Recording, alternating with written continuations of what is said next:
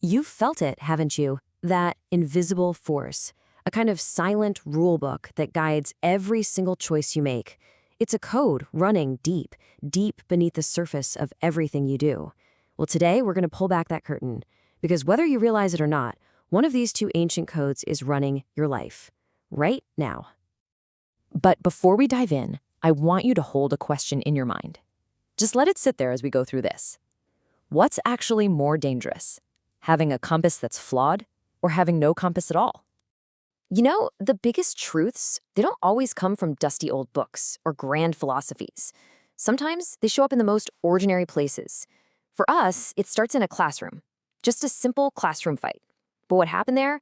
It revealed this tiny hairline crack in reality.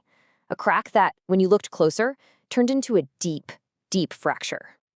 So, it all kicked off with a pact. A pretty common act of student rebellion, right? The classic mass bunk.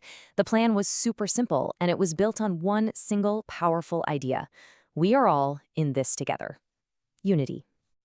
But, unity can be a fragile thing. And sure enough, a few students, they broke the pact. It was just a quiet little act of self-interest, but it sent these ripples out across the entire group. A small betrayal, yeah, but it was the thing that created that first crack in their shared world.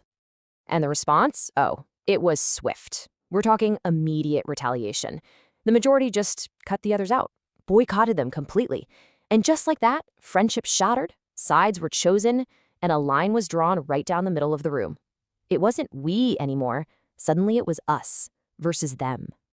And right there, out of this simple classroom drama, this huge universal question just bubbled to the surface. It forced every single person to show their hand, to reveal their hidden moral code. The question was simple. When a conflict happens, who do you side with? And the answers, well, they revealed two completely different ways of navigating the world. Okay, so let's look at the first code. This one, it has nothing to do with what's right or wrong. It's not about justice. It's not about fairness. It is a cold, hard, calculated code purely for survival. Let's call it the logic of power. This was the core idea that came out of that side of the argument. A really stark, pragmatic piece of advice. Never take the side of the weak. You have to side with the powerful. It's just a simple calculation, really. The weak, they're a liability. The strong, they're the ones who write the rules. And let's be honest, history is always written by the winners, right? So let's break this down. What does this code actually look like? Well, it operates on a few key ideas. First, your personal benefit is all that matters. That's the metric. Second, siding with the weak is just a bad move strategically. They're going to fall, and you'll just get caught in the crossfire. Third, truth isn't some fixed thing. Nope. Truth is just the story that the powerful people agree to tell.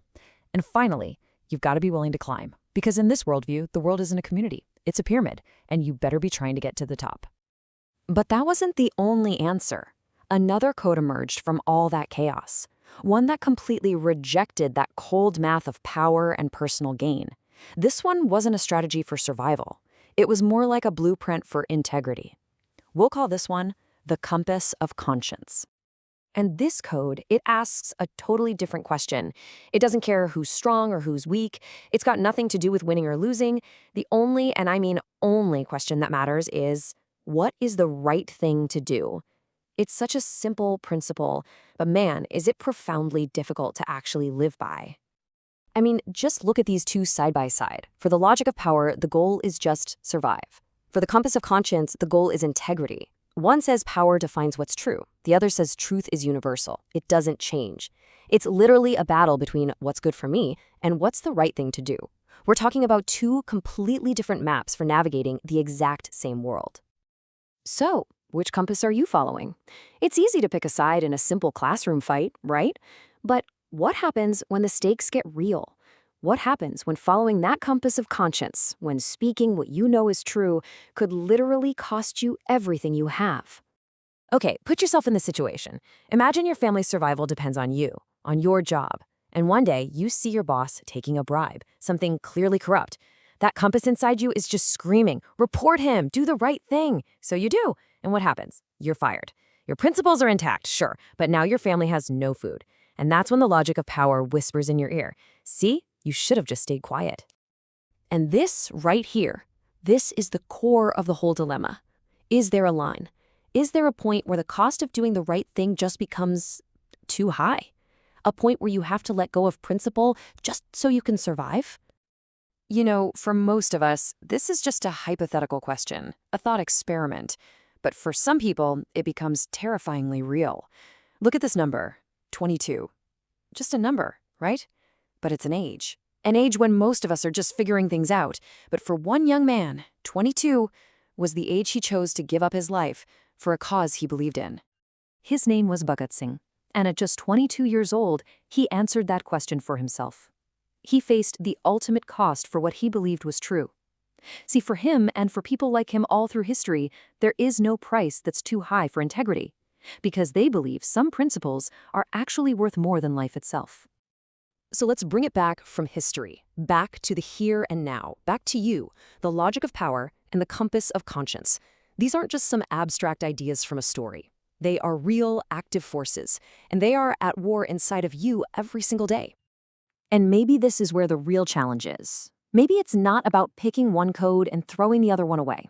Perhaps real wisdom is being able to hold both at the same time, to understand how the logic of power works without letting it consume you, and to follow your own compass of conscience, while being smart enough to know which battles are actually worth fighting. When you boil it all down, maybe the choice is this. The logic of power seems to offer a path of least resistance, right? A life that could have a lot less pain. But the compass of conscience, that offers a path of integrity, a life that could have a whole lot more meaning. But it's also going to come with a lot more friction. Because in the end, the hardest choice you'll ever make, it's not really between right and wrong. No, it's that constant, quiet battle between the person you truly are and the person the world, with all its pressure and all its power, is demanding that you be. The choice is always yours.